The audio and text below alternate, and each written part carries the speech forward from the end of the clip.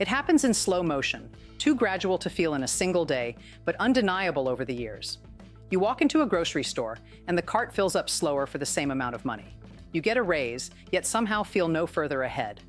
The finish line for financial security, the down payment, the college fund, the retirement number, keeps receding. We call this inflation. We discuss it as a percentage point, a policy failure, a political talking point, but that language sanitizes the reality.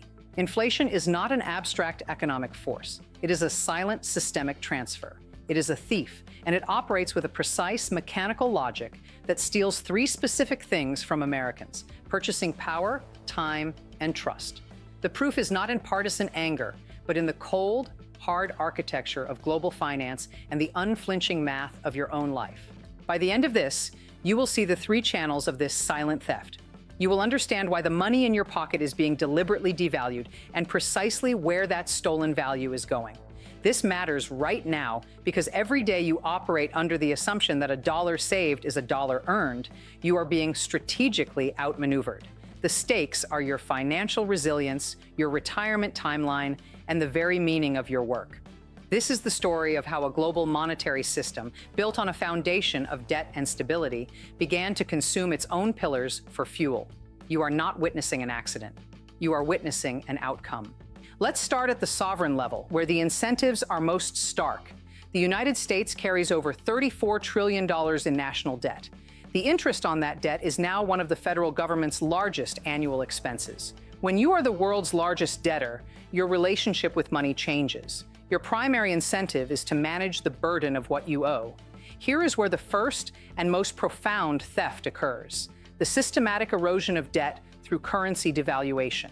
Think of it this way. If you borrow $100,000 today and promise to pay it back in 10 years, what kind of dollars do you want to repay with? You want dollars that are easier to get, dollars that are worth less. For a government, moderate, persistent inflation is the engine that makes that happen.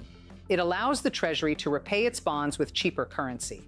The creditor, the person or institution that loaned the money, gets their nominal amount back, but its real purchasing power has been silently shaved away. Who are these creditors? They are pension funds holding Treasury bonds. They are foreign nations like Japan and China that own U.S. debt as reserves. They are retirees living off fixed income investments. The value is transferred from their balance sheets back to the debtor, the U.S. government. Your savings, if parked in traditional safe assets like low-yield bonds or even cash, are being diluted to manage a national balance sheet. This is not conspiracy, it is accounting. The system is incentivized to steal from the future to pay for the present, and from the saver to relieve the borrower. Now trace the path of the new money. When a government runs massive deficits, it doesn't just print cash for people, it sells bonds. For over a decade after the 2008 crisis, the primary buyer was the Federal Reserve, creating new digital money in the process, a policy called quantitative easing. This freshly created liquidity was injected directly into the financial system. But money is not neutral.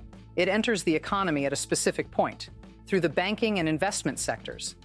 This tsunami of cheap capital did not flow evenly to Main Street. It went hunting for yield in financial markets. It flooded into stocks, corporate bonds, and real estate.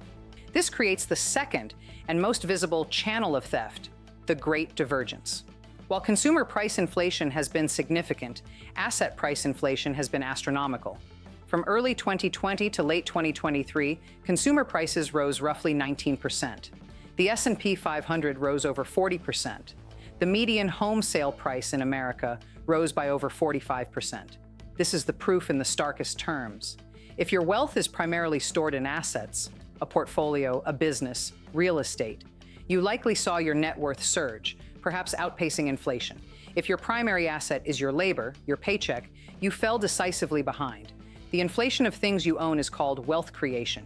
The inflation of things you need is called a cost of living crisis. They are two symptoms of the same cause: an influx of money designed to stabilize the financial system that instead supercharged inequality. The system is engineered to protect and inflate capital. Labor is a cost to be managed. The transfer is direct, from wage earners to asset holders, from the young aspiring homeowner to the established property owner, from the employee to the shareholder.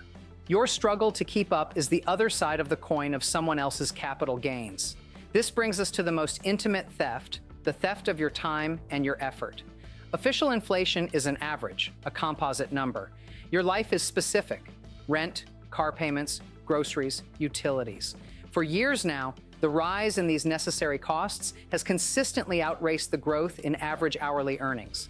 This is not a temporary glitch, it is a structural feature of the inflation process, a brutal mathematical certainty. Here's the hidden mechanic. Prices are fluid. They can change daily based on supply chains, commodity shocks, and corporate pricing strategies. Wages, however, are sticky. They are negotiated annually, bound by contracts, slowed by corporate bureaucracy. There is an inherent and inevitable lag. During a period of rapid inflation, this lag becomes a canyon.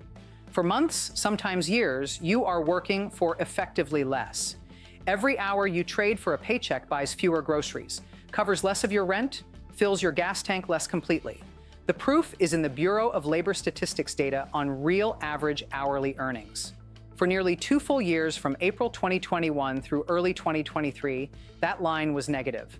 Month after month, even as nominal wages went up, inflation went up faster. People were making more number dollars but could buy less with them. The value of their time, their skill, their daily effort was being systematically stolen in the gap between the rising price tag and the delayed paycheck adjustment. You are donating hours of your life, hours you will never get back, to cover a devaluation engineered by a system you don't control. To understand the profundity of this theft, contrast it with the post-war era. From the late 1940s to the early 1970s, productivity gains and wage growth rose in tandem. The economic pie grew, and through a combination of union power, social policy, and corporate culture, labor's share of that pie grew with it. The social contract, however imperfect, held that prosperity would be broadly shared. That contract has been systematically voided. The inflection point was the 1970s, but the severance became absolute after the financial crises of the 21st century. The policy response to those crises, trillions in liquidity for banks, near zero interest rates for investors, prioritized the survival of the financial system over the prosperity of the worker. The current inflation episode is not a return to the 1970s. It is something new. The consumer pain of the 70s combined with the asset hyperinflation of the 2020s, all set against a backdrop of debt levels that would have been unimaginable 50 years ago. The old rules no longer apply. The theft is now baked into the system's core incentives. Now zoom out to the ultimate paradoxical consequence. The entire American system and its ability to run these deficits rests on one pillar: the US dollar's status as the world's reserve currency. This exorbitant privilege allows America to borrow cheaply, to export its inflation by selling debt to the globe, and to wield financial power like a weapon. But this privilege is built on trust, the world's trust that the dollar will retain its value. Persistent high inflation is a direct assault on that trust. It is the thief turning on its own safe. Every inflation surge forces the Federal Reserve to choose: crush the domestic economy with high interest rates to save the dollar's value, or risk letting inflation linger and erode global faith in the currency. This dilemma incentivizes other nations to look for exits.